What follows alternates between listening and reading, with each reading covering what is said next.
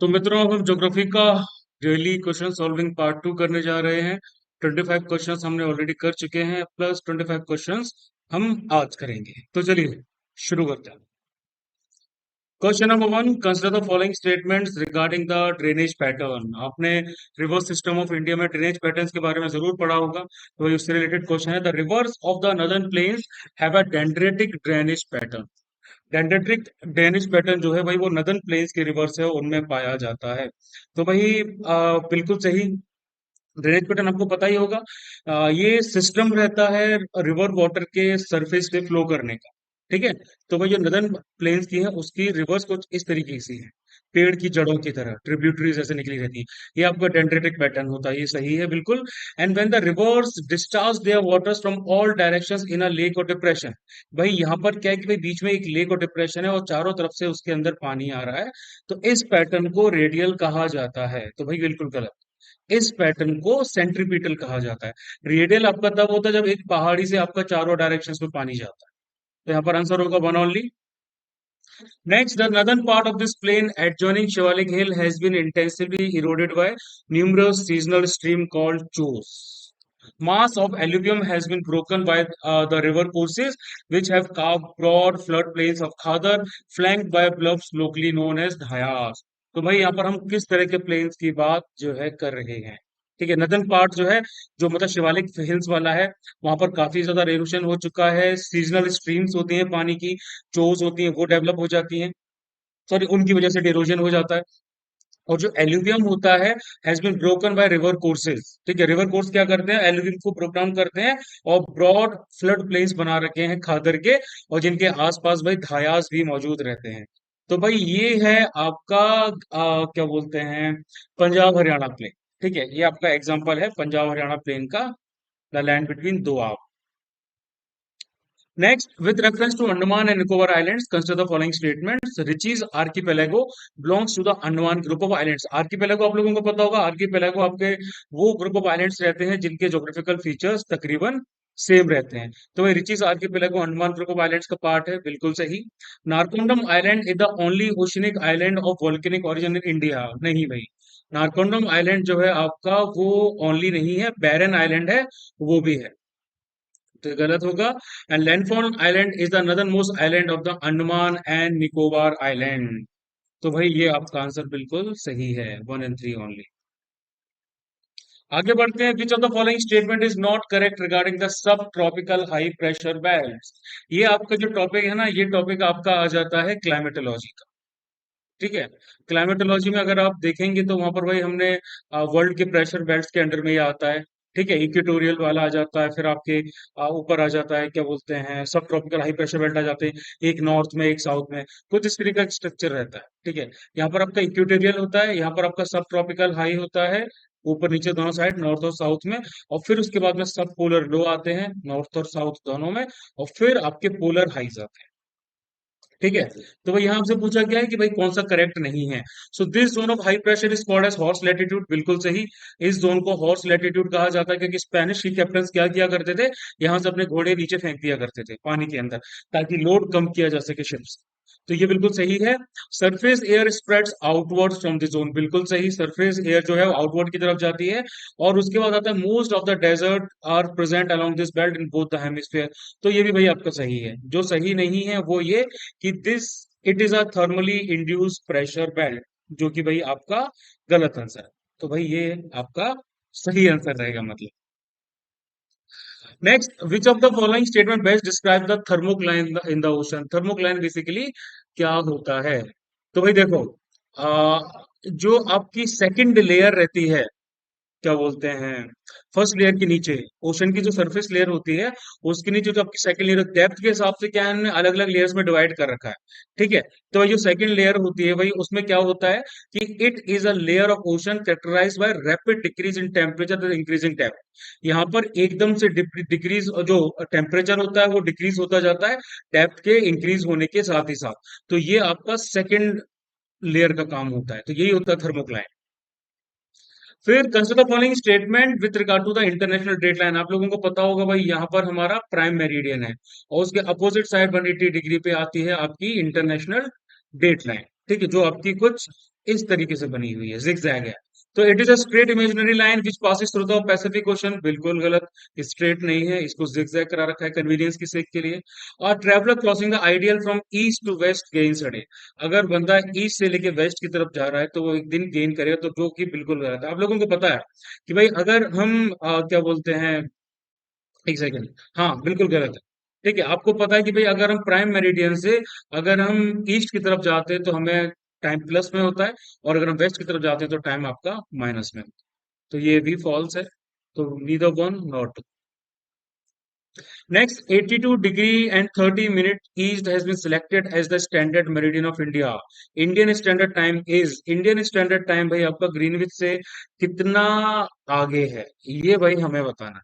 ठीक है, तो आप लोगों को सबसे पहले तो ये पता होना चाहिए कि भाई इंडियन स्टैंडर्ड मेरिडियन है वो कहाँ लाई करता है। इंडियन स्टैंडर्ड मेरिडियन का जो क्या बोलते हैं लाई करता है, वो करता है भाई यूपी के मिर्जापुर में।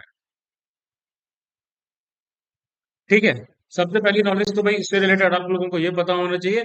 और उसके बाद कि भाई ग्रीनविच मीन से कितना आगे है, तो देखो एक चीज बता देता हूँ। यहाँ पर हमारा क्या होता है भाई, ये होता है प्राइम मेरिडियन 0 डिग्री पे, है ना। अब इससे हम 15 डिग्री आगे मूव करते हैं तो भाई आपका क्या होता है, 15 degree equal to 1 hour. 15 degree आगे मूव किया आपने ईस्ट की तरफ तो भाई आपको +1 आवर हुआ। फिर आपने 15 डिग्री मूव किया, फिर प्लस, फिर 15 डिग्री, फिर 15 डिग्री, तो भाई 15 15 15 4 घंटे, और ये हो गए 5 घंटे, और फिर यहाँ पर आधा मतलब 7.5 डिग्री, तो it is 5 hours and 30 minutes। तो इंडिया का जो मिर्जापुर है वो यहाँ पे लिया जाता है। ठीक है, और इंडिया का भाई आप लोगों को पता है लेटीट्यूड एक्सटेंट अगर देखा जाए तो टोटल होता है 30 डिग्री, तो मतलब गुजरात से लेकर अरुणाचल प्रदेश तक आपके होते हैं 2 घंटे का डिफरेंस आ जाता है। ठीक है, तो भाई इंडिया अहेड है, कहाँ के अहेड है, ग्रीनविच मेरिडियन से 5 hours and 30 minutes।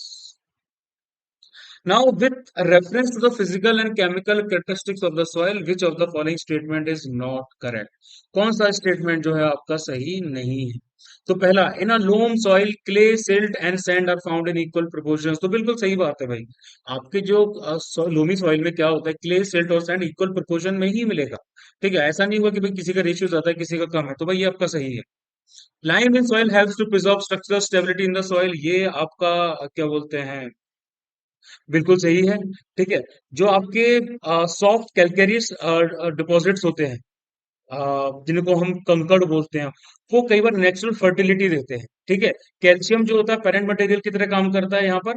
तो भाई लाइम क्या करता है, स्ट्रक्चरल स्टेबिलिटी सॉइल्स में प्रेजेंट करता है। ठीक है, तो भाई ये भी ट्रू है। Now soil acidity is a property related to the proportion of exchangeable hydrogen in the soil in relation to other element. तो सॉइल की जो क्या बोलते हैं एसिडिटी होती है, ठीक है, हाँ सॉइल की एसिडिटी होती है ना। ठीक है ठीक है ठीक है ठीक है, सॉइल की जो एसिडिटी होती है ये एक ऐसी प्रॉपर्टी होती है जो आपके एक्सचेंजेबल हाइड्रोजन होते हैं सॉइल में बाकी एलिमेंट्स के रिलेशन में, उससे काउंट करी जाती है। ठीक है, उससे रिलेटेड रहती है। तो भाई ये भी सही है। अब उसके बाद सबसे लास्ट में आता है, इन ह्यूमिड क्लाइमेट ग्रेइश और bluish colour reflect the conditions of good drainage. तो भाई ह्यूमिड क्लाइमेट्स में ग्रेइश या ब्लूइश कलर जो होता है वो बताता है कि भाई आयरन के जो कंपाउंड्स हैं वो कम है। ठीक है, वो कम हो चुके हैं, तो इसका मतलब होता है पुअर ड्रेनेज कंडीशंस। तो भाई ये आपका क्या है, ये स्टेटमेंट आपका गलत है, तो मतलब ये आंसर सही होगा। Next, with reference to alluvial soils in India, consider the following statements. They are poor in nitrogen but rich in potash. तो भाई बिल्कुल सही, नाइट्रोजन कम होता है, पोटेश ज्यादा होता है। They are not found in the peninsular region, तो भाई ये गलत है, पेनिसुलर रीजन में पाया जाता है, रिवर वैलीज वगैरह में। And bhangar soils are less fertile than khadar soils, तो बिल्कुल सही, भांगर जो होता है भाई आपका वो खादर जो होता है भाई वो आपका हर ईयर में रिप्लेनिश होता है। ठीक है, ज्यादा आपका क्या बोलते हैं उसमें एल्यूवियल ज्यादा ज्यादा पाया जाता है, न्यू एल्यूवियम होता है। ठीक है, तो भाई ये आपका ट्रू है, तो भाई first and third will be true. Next, consider the following pairs ocean currents and there characteristics. तो अगुलास करंट जो है वो कोल्ड करंट है क्या, तो भाई बिल्कुल गलत, वार्म करंट है। हम्बर्ट करंट आपका वार्म करंट है, बिल्कुल गलत, ये आपका कोल्ड करंट है। और बेंगुलर करंट आपका कोल्ड करंट है, तो बिल्कुल सही, ये आपका कोल्ड करंट है। नेक्स्ट आगे बढ़ते हैं। With reference to monsoon depressions in India consider the following statements. देखो इनमें से बहुत सारी चीजें भाई आपको समझ में नहीं आएंगी। ठीक है, ये क्वेश्चंस उन लोगों के लिए ज्यादा वर्क करेंगे भाई जिन्होंने ऑलरेडी सिलेबस कवर कर रखा है। अगर आप एकदम ही क्वेश्चन से लेके आ रहे हैं, ये सोच के आ रहे हैं कि इन क्वेश्चन से मैं बहुत ज्यादा अंडरस्टैंडिंग आपको दे दूंगा, तो देखो कई बार आपको चीजें एक सिरे से लेके दूसरे सिरे तक पढ़नी पड़ती है, तब आपको कंसेप्चुअल क्लैरिटी आती है। तो कुछ चैप्टर्स आपके आते हैं जैसे ओशनोग्राफी हो गया, climate and monsoon of India हो गया, क्लाइमेटोलॉजी हो गया। यहाँ पर कंसेप्चुअल क्लैरिटी बहुत ज्यादा जरूरी होती है, तो आपको स्टार्टिंग से पढ़ना पड़ता है। अगर आप स्टार्टिंग से नहीं पढ़ते तो आपको नहीं समझ में आता कि भैया ट्रॉपिकल डिप्रेशन क्या होते हैं, आईटीसीजेड क्या होता है, वेस्टर्लीज ईस्टर्लीज वगैरह ये सब क्या होते हैं। तो आपको एक बार वो पढ़ना पड़ेगा, फिर आप इन क्वेश्चंस को अटेंड करेंगे, तब आपको मजा आएगा, तब आपको समझ में आएगा। क्योंकि ये क्वेश्चंस मैंने लिटरली एफ कैट लेवल के, एसएससी लेवल के नहीं करवाए हैं, जिनको सॉल्व करके आपको काफी फील गुड हो कि भाई हाँ मैं क्वेश्चन सॉल्व कर ले रहा हूँ। नहीं, वो हमारा उद्देश्य नहीं है। हमारा काम क्या है कि क्वेश्चंस देखकर आपको चैलेंजिंग फील हो कि भाई हाँ यार, सर्टेन लेवल के क्वेश्चंस हैं वो हमें मिल रहे हैं और ये यूपीएससी लेवल के क्वेश्चंस हैं। तो जब आप इन क्वेश्चंस को करोगे तभी तभी आप भाई सीडीएस को अच्छे से फेस कर पाओ। तो भाई with reference to monsoon depressions in India consider the following statements. These can originate over the Bay of Bengal only. तो भाई ये आपका बिल्कुल गलत है। ये बे ऑफ बंगाल से भी हो सकते हैं, लैंड ओरिजिन भी इनका हो सकता है, और अरेबियन सी से भी हो सकते हैं। Now, due to high vertical wind shear present during the southwest monsoon season, monsoon depressions generally do not intensify into cyclonic storms. तो भाई जो high vertical wind shear present रहता है साउथ वेस्ट मानसून के टाइम में, तो उस time में क्या होता है कि जो मानसून डिप्रेशंस होते हैं वो जनरली साइक्लोनिक स्टॉर्म्स में चेंज नहीं होते। ठीक है, ये जो डिप्रेशंस होते हैं ये प्री मानसून वाला सीजन क्रिएट करते हैं। ठीक है, नाउ ये भी आपका क्या है, अच्छा हाँ ये आपका करेक्ट है। तो भाई टू ओनली। फिर consider following pairs regarding the ocean floor. ये ओशनोग्राफी का पार्ट आता है, रिलीफ फीचर्स हैं और इसके कैरेक्टरिस्टिक्स पूछे गए हैं। तो continental shelf, shallowest part of the ocean. तो भाई बिल्कुल सही। कॉन्टिनेंटल शेल्फ आपका कहाँ से स्टार्ट होता है, मान लीजिए आपका कॉन्टिनेंट है और यहाँ से आपका कॉन्टिनेंटल शेल्फ स्टार्ट हो जाता है, ये आपका सी का लेवल होता है। ठीक है, तो कॉन्टिनेंट शेल्फ जो रहता है भाई आपका, वो तकरीबन क्या रहता है, सबसे शैलो पास्ट रहता है ओशन का। ठीक है, कभी ये पार्ट हो सकता है कॉन्टिनेंट का पार्ट रहा हो, लेकिन सी लेवल इंक्रीज होने की वजह से क्या होता है कि भाई यहाँ पर पानी भर जाता है और यहाँ पर ये होता है आपका कॉन्टिनेंटल सोल, वो सॉरी स्लोप। उसके नीचे कॉन्टिनेंटल राइज और फिर आपका आगे आ जाता है एबिसमल प्लेन आ जाता है। तो ये शैलोस पार्ट रहता है ओशन का, तो भाई true. Now deep sea plain the deepest part of the ocean, तो बिल्कुल गलत। जो आपकी ट्रेंचेस होती हैं, यहाँ पर आपकी ट्रेंचेस बनी रहती है, खाइयां होती हैं, वो डीपेस्ट पार्ट होती है ओशन की। And atoll are the flat top sea mount. तो भाई एटॉल आपके फ्लैट टॉप सी माउंट नहीं होते, ये आपके लो आइलैंड्स होते हैं जो ट्रॉपिकल ओशियंस में पाए जाते हैं, जिनमें कोरल रीफ्स होती हैं और बीच में क्या होता है, एक सेंट्रल डिप्रेशन टाइप का होता है। तो भाई one pair. Next with reference to river regimes in India consider the following statement. River regime के बारे में क्वेश्चन है। Himalayan rivers show antecedent and consequent drainage pattern. तो भाई क्या ये सही है? तो भाई देखो हाँ, बिल्कुल सही है। हिमालयन रिवर्स जो है भाई आपका, वो एंटीसीडेंट और कॉन्सिक्वेंट जो है डेंड्रेटिक पैटर्न आपका दिखाती हैं। ठीक है, तो भाई ये ट्रू है। Now while the Himalayan rivers have reached their base levels, peninsular rivers are still active and deepening valleys। तो नहीं भाई, पेनिसुलर रिवर्स जो है वो आपकी मैच्योर लेवल पे पहुंच चुके हैं, तो ये ऑप्शन आपका गलत है। One only. Now consider the following statement regarding the Indus river. It originates in the Kailash range in the Tibet region. बिल्कुल सही। इसका जो ओरिजिनेशन होता है कैलाश रेंज में होता है, एक ग्लेशियर है उसका नाम है बोकार्सू। ठीक है, वहीं के पास में इसका क्या बोलते हैं ओरिजिनेशन होता है, तिब्बत रीजन में पड़ता है ये, कैलाश माउंटेन रेंज के पास में। और यहाँ पर इसका नाम होता है सिंगी खम्बर। Now, second, the Indus River Basin covers a total of 5 states and 2 union territories in India। तो भाई ये ऑप्शन आपका बिल्कुल गलत है। ठीक है, आपके 5 स्टेट्स नहीं होते हैं शायद, एक दो तीन चार, हाँ 4 स्टेट्स होते हैं आपके, हिमाचल प्रदेश, पंजाब, राजस्थान और हरियाणा। और यूटीज कौन कौन सी होती हैं आपकी? यूटीज आ जाती है आपकी जे एंड के, लद्दाख और चंडीगढ़। ठीक है, ये आपकी यूटीज आ जाती है। तो ये 4 स्टेट्स एंड 3 यूनियन टेरिटरीज। और फिर the Gilgit, Dras and Hunza are its right bank tributaries. तो बिल्कुल सही, ये उसकी राइट बैंक ट्रिब्यूटरीज है, ये इसको राइट की तरफ से जोड़ती है। First and three only. चलिए नेक्स्ट क्वेश्चन आता है।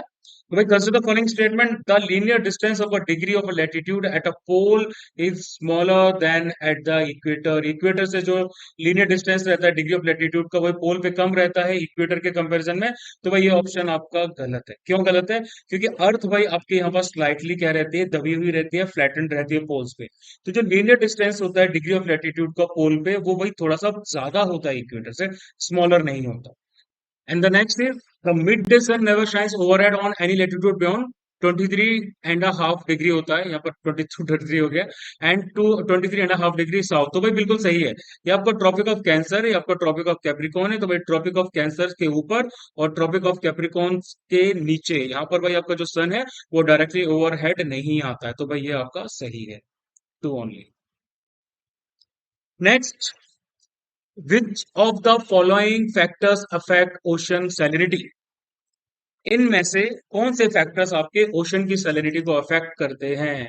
तो भाई देखो भाई, लेटीट्यूड सबसे पहले आ जाता है। तो क्या लेटीट्यूड भाई करता है? बिल्कुल करता है। सारे ओशंस में सरफेस जो वाटर होता है, सरफेस सैलिनिटी जो होती है, वो लेटीट्यूड के साथ में क्या करती है, वेरी करती है।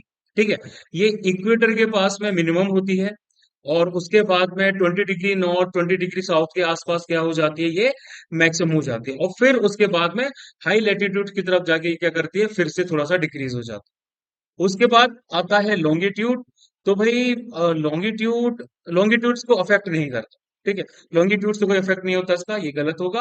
और फिर विंड, बिल्कुल विंड क्या करती है, इन्फ्लुएंस करती है सैलिनिटी को, ये वाटर को एक एरिया से दूसरे एरिया में वेव्स के फॉर्म में पहुंचाती है। तो भाई ये भी आता है।